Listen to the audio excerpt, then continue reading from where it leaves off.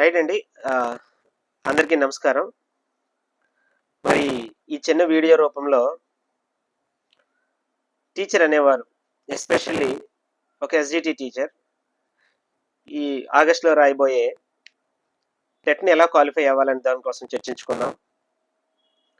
నేను గత కొన్నేళ్లుగా టెట్, డిఎస్సి, జేఎల్, డిఎల్ లాంటి పరీక్షలకి అభ్యర్థులకి ట్రైనింగ్ ఇస్తూ, గైడెన్స్ అండ్ కౌన్సిలింగ్ ఇస్తూ కొంత సపోర్టివ్‌గా ఉన్నాను కాబట్టి నాకున్న అవగాహనతో నేను ఒక టీచర్‌గా చేశాను.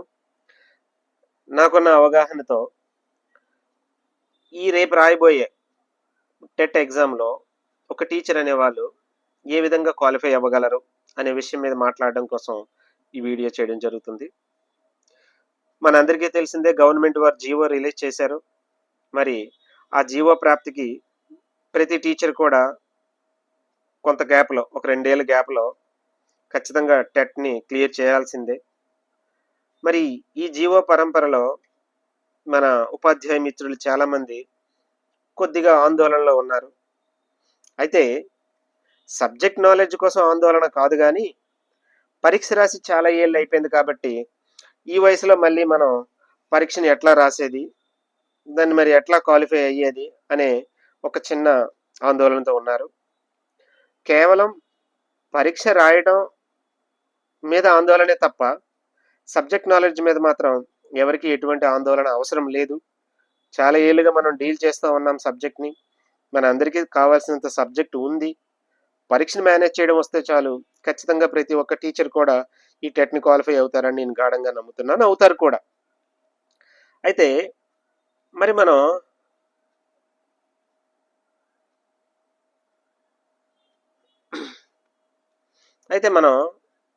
మరి ఏ విధంగా ఈ రాబోయే టెట్‌ని క్వాలిఫై అవ్వగలం? చూడండి మిత్రులారా, ఫస్ట్ మనం ఆందోళన చెందొద్దు. అయ్యో! ఈ టెట్ నేను రాయలేనేమో, క్వాలిఫై అవ్వగలనా లేదా? ఇంత వయసు వచ్చేసింది కదా! నా వయసు సహకరిస్తుందా? ఇంకా నాకు కంప్యూటర్ ఎగ్జామ్ అనేది నా వల్ల అవుతుందనే ఆందోళన నుంచి ఫస్ట్ బయటపడండి. ఎందుకంటే ఆందోళనతో తెలిసిన చిన్న పనిని కూడా మనం క్లిష్టసాధ్యం చేసుకుంటున్నాం. కష్టతరం చేసుకుంటున్నాం. కాబట్టి మిత్రులారా, ఖచ్చితంగా ప్రతి ఒక్క టీచర్ కూడా క్వాలిఫై అవ్వగలరు. కాబట్టి ఫస్ట్ ఆందోళన వద్దు.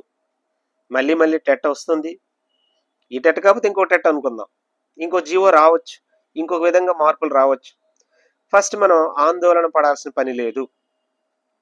ఇకపోతే సరే, ఆందోళన పక్కకు తొలగించాం.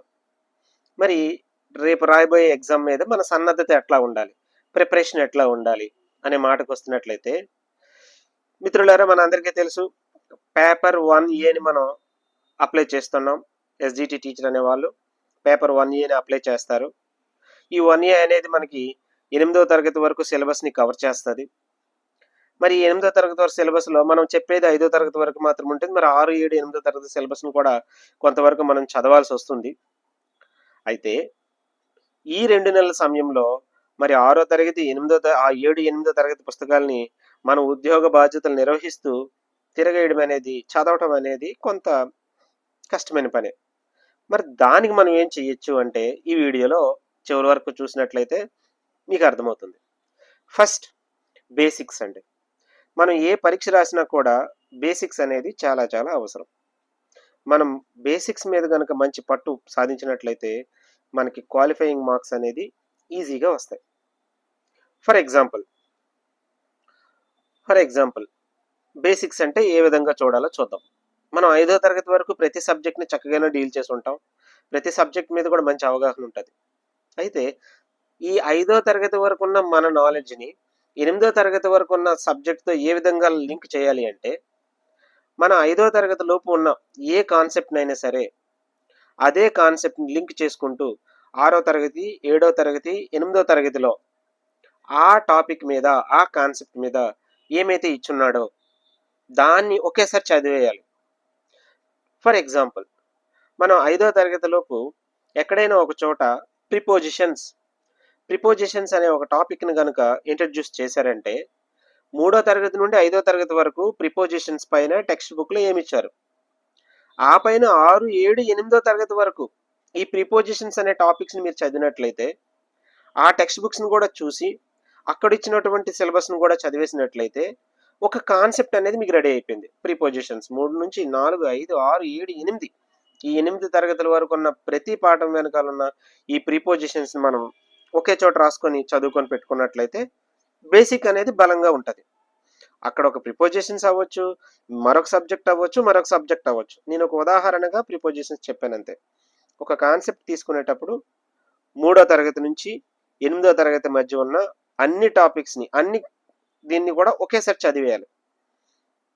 తర్వాత విషయం, ఇంకా ముఖ్యమైన రెండో పాయింట్ ఏంటంటే, బేసిక్స్ మీద గట్టిగా మనం పట్టు సాధించుకున్న తర్వాత మనం చెప్పిన పాఠాలని మరొకసారి ఆబ్జెక్టివ్ ఓరియంటెడ్గా, టెట్ ఓరియంటెడ్గా చదవడం అలవాటు చేసుకోవాలి. రెండో పాయింట్ ఏంటంటే మిత్రులారా, ఇది చాలా ఇంపార్టెంట్ పాయింట్, ప్రీవియస్ పేపర్స్.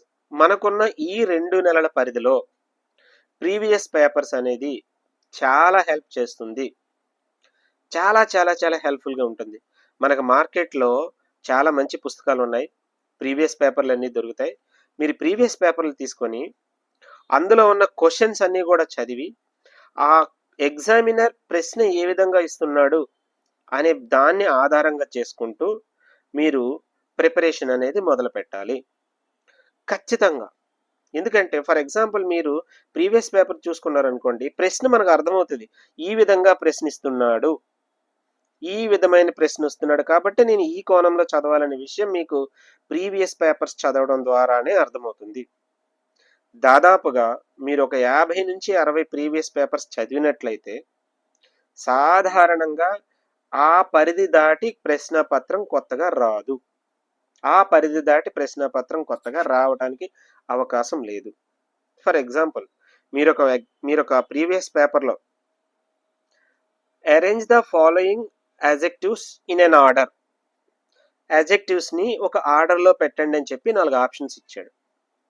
లేకపోతే ఇంకొక ప్రశ్న ఉంది, find the mistake in usage of preposition, లేకపోతే find the mistake in usage of article అని ఒక ప్రశ్న ఇచ్చాడు. మీరు ఆ ప్రశ్న చదవడం ద్వారా ప్రశ్న ఈ విధంగా రాబోతుంది అనే విషయం మీకు అర్థమవుతుంది. సో దాని ఆధారంగా మీ ప్రిపరేషన్ మొదలుపెట్టినట్లయితే మీకు ఖచ్చితంగా క్వాలిఫైయింగ్ మార్క్స్ మించి మంచి మార్క్సే వస్తాయి. అయితే ఇక్కడ మనకు ఒక సందేహం వస్తుంది, నేను ఇంకా కొత్తగా ప్రిపరేషన్ స్టార్ట్ చేశాను కదా, ప్రీవియస్ పేపర్స్ని ఎప్పటి నుంచి చదవాలి, ఒక లాస్ట్ 15 రోజులు చదవాలా, లాస్ట్ 1 వీక్ చదవాలా అనే ఒక సందేహం రావచ్చు మిత్రులారా. లేదు, డే 1 నుంచి మీ ప్రిపరేషన్ స్టార్టింగే ప్రీవియస్ పేపర్స్తో ఉండాలి. ప్రీవియస్ పేపర్స్తో మొదలు పెట్టండి మీ ప్రిపరేషన్. సో ప్రీవియస్ పేపర్స్ అనేవి మీ టెట్ మంచి మార్కులు రావడంలో చాలా చాలా సహకరిస్తాయి. తర్వాత ఇంకా కుదిరితే చాలామంది మన ఉపాధ్యాయ మిత్రులు చాలా దూరం ప్రయాణాలు చేస్తూ ఉంటారు. ఈ ప్రయాణ సమయాన్ని కూడా మనం ప్రిపరేషన్కి యూస్ చేసుకోవాలి. ఈ రోజుల్లో అందరి చేతుల్లో కూడా స్మార్ట్ ఫోన్లు ఉంటాయి కాబట్టి కుదిరితే ఏదైనా ఒక ఆన్లైన్ కోచింగ్ తీసుకోవటం, అది ఇష్టం లేకపోతే కనీసం యూట్యూబ్లో అయినా సరే చాలా మంచి పాఠాలు ఉన్నాయి కాబట్టి యూట్యూబ్ పాఠాలనైనా సరే ఉపయోగించుకుంటూ ఈ సమయాన్ని సద్వినియోగం చేసుకోండి. సో 3వ పాయింట్ ఏం చెప్పానంటే ఆన్లైన్ కోచింగ్, 2వ పాయింట్ ఏమో ప్రీవియస్ పేపర్స్. ఇకపోతే అన్నింటికి మించి పెద్ద టాస్క్ ఏంటంటే, కాస్త నవతరం ఉపాధ్యాయులందరికీ కూడా ఈ కంప్యూటర్ బేసిక్ నాలెడ్జ్ అనేది ఉంటుంది, మౌస్ ఎట్లా కదిపేది, ఆప్షన్స్ ఎట్లా ఇచ్చేది అని చెప్పి. అయితే ఎవరైనా కాస్త ముందున్న టీచర్స్ ఎవరైనా ఉంటే వాళ్ళకి అతిపెద్ద టాస్క్ ఏంటంటే మౌస్ యూస్ చేయడం, కంప్యూటర్ సిస్టమ్ పైన ఆప్షన్స్ని సెలెక్ట్ చేయడం, సిస్టమ్ మీద ఎగ్జామ్ రాయడం అనేది ఒక పెద్ద టాస్క్ అండి. చాలామంది మన ఉపాధ్యాయ మిత్రులకి ఒక 2 గంటలు కానీ, గంటన్నర కానీ, 3 గంటలు కానీ స్క్రీన్ చూడడం అనేది చాలా పెద్ద టాస్క్. స్క్రీన్ చూస్తూ ఉండలేరండి. చాలామంది ఉపాధ్యాయులు ఈ సమస్య ఎదురు ఫేస్ చేస్తున్నారు. స్క్రీన్ ఒక 2-3 గంటల పాటు స్క్రీన్ మీద కూర్చొని దాని మీద ఆన్సర్ చేయడం అనేది చాలా కష్టసాధ్యమైన పని. అయితే కష్టమని మనం తప్పుకోవడానికి ఇప్పుడు లేదు. ఖచ్చితంగా మనం ఈ టెట్ ఎగ్జామ్ రాయాల్సిందే కాబట్టి కుదిరితే మీ అధ్యాపక మిత్రుల దగ్గరైనా, మీ ఇంటి దగ్గరైనా, మీకు తెలిసిన వాళ్ళ దగ్గరైనా కంప్యూటర్స్ ఉన్నట్లయితే, ల్యాప్‌టాప్స్ ఉన్నట్లయితే వాళ్ళ దగ్గర అప్పుడప్పుడైనా సరే కాస్త మౌస్‌ని మూవ్ చేయటం, ఆప్షన్స్‌ని క్లిక్ చేయటం, స్క్రీన్ మీద ఒక 3 గంటల పాటు ఎగ్జామ్ రాయడం కూడా అలవాటు చేసుకోండి మిత్రులారా. ఇదొక చాలా చాలా చాలా ఇంపార్టెంట్. కాస్త పెద్దవాళ్ళైనటువంటి ఉపాధ్యాయులకి ఈ స్క్రీన్ అనేది అలవాటు లేని పక్షంలో సబ్జెక్ట్ నాలెడ్జ్ ఉంటుంది, ప్రశ్నలు తెలుస్తాయి, ఈజీగా ఆన్సర్స్ చేయొచ్చు. కానీ స్క్రీన్ మీద కూర్చోవడం, స్క్రీన్ రొటేట్ చేయటం, స్క్రీన్ మూవ్ చేయటం, ఒక పెద్ద ప్రశ్న వచ్చేటప్పుడు దాన్ని అటు ఇటు కదపడం లాంటి విషయాలు చాలామంది టీచర్స్‌కి తెలీదు. ఎందుకంటే ఈ మధ్య నేను ఆన్‌లైన్ ఎగ్జామ్స్‌కి ఇన్విజిలేటర్‌గానో లేకపోతే అబ్జర్వర్‌గానో వెళ్ళేటప్పుడు చాలామంది కాస్త వయసు మళ్ళిన వాళ్ళు రాస్తునేటప్పుడు ఎదుర్కొంటున్న పెద్ద ఇబ్బంది. కాబట్టి ఉపాధ్యాయ మిత్రులందరూ కూడా కుదిరినప్పుడల్లా కాస్త కంప్యూటర్ మీద ఆన్‌లైన్ ఎగ్జామ్స్ ఏమైనా వీలైతే రాయటం అలవాటు చేసుకోవాలి. ఇంకా చివరగా మిత్రులారా, ఒకటి మీకు గుర్తుపెట్టుకోండి. మనం ఒక జాబ్ కోసం టెట్‌ని ప్రయత్నం చేయట్లేదు. ఈ టెట్ అనేది కేవలం ఒక క్వాలిఫైయింగ్ కోసం మాత్రమే మనం ప్రయత్నం చేస్తున్నాం. మన దగ్గరున్న సబ్జెక్ట్‌కి ఆ క్వాలిఫైయింగ్ అనేది పెద్ద కష్టమైన విషయం ఏమీ కాదు.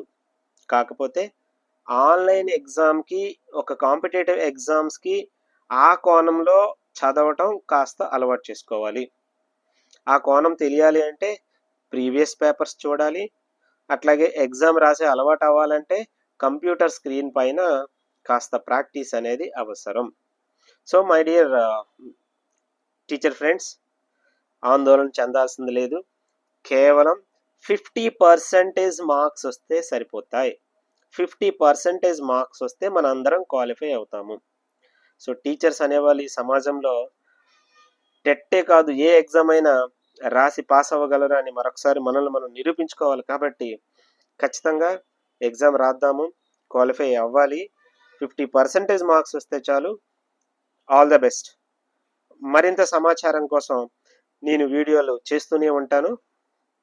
మరి నా వీడియోలన్నీ మీకు రావాలి అంటే please subscribe my channel. Thank you.